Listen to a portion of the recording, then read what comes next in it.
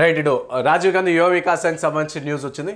So 50,000 పెట్టుబడికి first priority, తదుపరి 1,00,000 వరకు. యువ వికాసం స్కీమ్లో పోటెత్తిన అప్లికేషన్లు అత్యధికంగా కిరాణా షాప్, పాడి పోషణ కోసమే మొత్తంగా 16 లక్షల దరఖాస్తులు.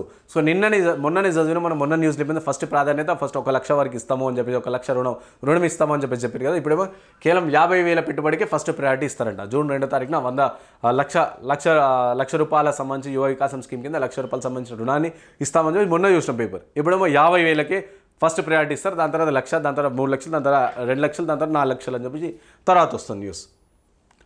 తెలంగాణ ప్రభుత్వం ప్రతిష్టాత్మకంగా తీసుకున్న రాజీవ్ యువ వికాసం పథకానికి దరఖాస్తులు పోటెత్తాయి.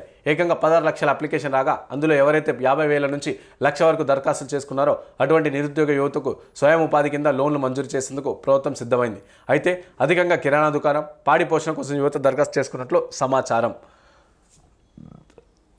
జూన్ 2న యువ వికాసం మంజూరు పత్రాలు. వచ్చే నెల 10 నుంచి 15 వరకు లబ్ధిదారులకు శిక్షణ, డిప్యూటీ సీఎం బట్టి విక్రమార్క చెప్పారు. సో అంబరాన్ అంటేల రాష్ట్ర ఆవిర్భావ వేడుకలు, అతిథులుగా జపాన్ మేయర్, మిస్ వరల్డ్ విజేతలు, డిప్యూటీ సీఎం. సో 2వ పేజ్లో డీటెయిల్ చూద్దాం. ఎందుకంటే 31st మిస్ వరల్డ్కి సంబంధించి ఎవరు మిస్ వరల్డ్ అయ్యారో వాళ్ళు వస్తారు కాబట్టి సో వాళ్ళనే ఇక్కడ జూన్ 2వ తారీఖున కూడా చీఫ్ గెస్ట్గా కూడా పిలుస్తారండి. సో యువ వికాసం స్కీమ్లో 50 నుంచి 50,000 పెట్టుబడి ప్రారంభమయ్యే చిన్న తరహా వ్యాపారులకి మొదటి ప్రాధాన్యత ఇవ్వాలని ప్రభుత్వం నిర్ణయం తీసుకున్నది. ఆ తర్వాత 1,00,000 పెట్టుబడి ప్రయారిటీ ఇవ్వనున్నట్టు తెలిసింది.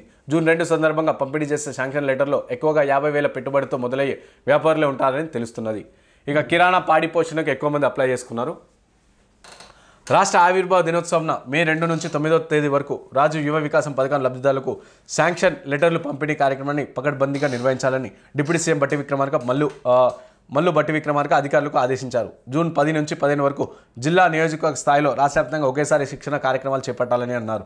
జూన్ 15 తర్వాత గ్రౌండింగ్ కార్యక్రమాన్ని పకడ్బందీగా నిర్వహించాలని అన్నారు. గాంధీ జయంతి అయిన అక్టోబర్ 2 నాటికి లక్ష్యంగా పెట్టుకొని 5 లక్షల మంది యువతకు స్వయం ఉపాధి కల్పించాలని సూచించారు. మంగళవారం సెక్రటేరియట్లో నిర్వహించిన సమావేశంలో యువ వికాసానికి అమలుపై ఆయన అధికారులతో పలు సూచనలు చేశారు. ప్రతి నెల ఈ కార్యక్రమం చేపట్టి దశల వారీగా పూర్తి చేయాలని జిల్లా ఇన్ఛార్జీలు, మంత్రులు, కలెక్టర్లు, ఎస్సీ, ఎస్టీ, బీసీ, మైనార్టీ సంక్షేమ శాఖ ఉన్నతాధికారులు సమన్వయం చేసుకోవాలని సూచించారు.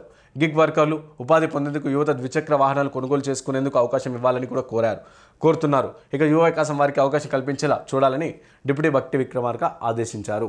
ఇక ఇట్లా జూన్ 2వ తారీఖు నుంచి ఇస్తారనమాట. జనరల్ తారీఖు నుంచి ఇచ్చి దాని తర్వాత అందరికీ కూడా ట్రైనింగ్ ఇచ్చి సో కంప్లీట్గా అక్టోబర్ 2వ తారీఖు వరకు అంతా కూడా క్లోజ్ అయ్యేటట్టు చూసేళ్ళు. సో ప్రణాళిక కూడా రచించారని చెప్పి తెలుస్తుంది. సో ఫస్ట్ ప్రయారిటీగా కేవలం 50,000 వారికి 50,000 ఫస్ట్ ఎవరైతే 50,000 నుంచి 1,00,000 రూపాయలు ఎవరైతే అప్లై చేశారో సో కేవలం ఫస్ట్ ప్రయారిటీ వాళ్ళకి ఇవ్వనున్నారంట. సో దాని తర్వాత ఇంకా వేరేకి ఇస్తారు.